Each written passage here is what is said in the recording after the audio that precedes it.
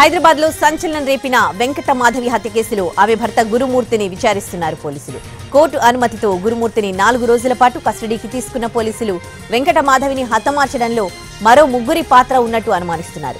గురుమూర్తి ఒక్కడే చంపలేదని, అతడికి 2 మహిళలతో పాటు మరో వ్యక్తి సహకరించి ఉంటారని భావిస్తున్నారు.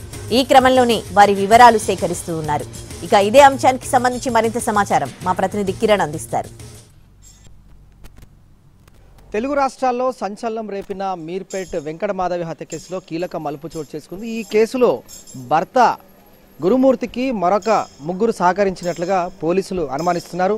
ప్రస్తుతం అతన్ని కస్టడీలోకి తీసుకున్నారు. కోర్టు 4 రోజుల కస్టడీకి అనుమతించింది.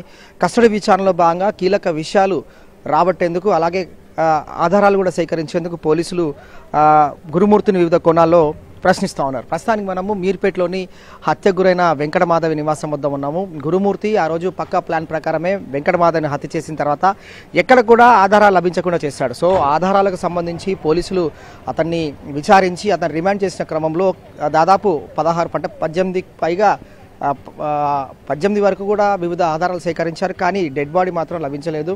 సో ఆ కోణంతో పాటుగా వెంకట మాధవిని హత్య చేసేందుకు గురుమూర్తికి ఎవరెవరు సహకరించారు, వీరంతా కూడా కుటుంబ సభ్యులను పోలీసులు అనుమానిస్తున్నారు. కాబట్టి ఇందులో 2 మహిళలు ఉన్నారు, మరొక వ్యక్తి ఉన్నారు. ప్రస్తుతం ఆ 3 కూడా పరారులో ఉన్నారు. పోలీసులు రిమాండ్ రిపోర్ట్లో చాలా కీలకమైన అంశాలు పేర్కొన్నారు.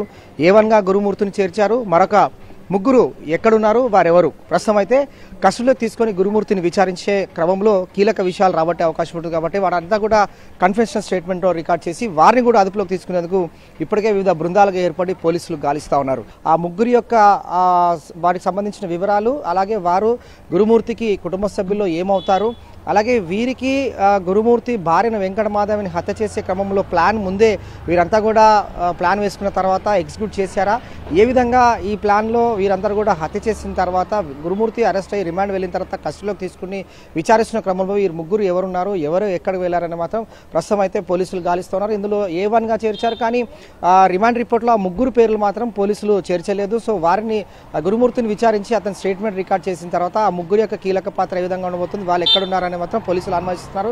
మొత్తంగా ఈరోజు 2వ రోజు కూడా గురుమూర్తిని 2వ రోజు కస్టడీలో భాగంగా గురుమూర్తిని విచారిస్తున్నారు. కాబట్టి కీలకమైన అంశాలు, సంచలనమైన అంశాలు కూడా వెలుగు చూసే అవకాశం కూడా కనిపిస్తుంది. ఇది లేటెస్ట్ అప్డేట్.